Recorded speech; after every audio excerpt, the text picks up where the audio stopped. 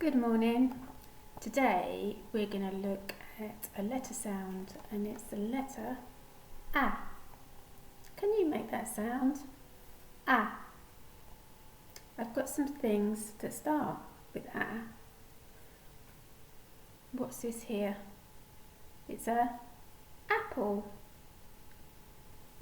And then what's this here? It's a arm. It's our arm. Now by our foot on the side, there's a bump, which is our ankle. Now when we're in nursery, we're often outside looking up at the sky, and we see things flying in the sky that make a long trail across the sky. Can you remember what they're called? They're called aeroplanes. So we've got aeroplanes. But today, I'd like an adult to help you.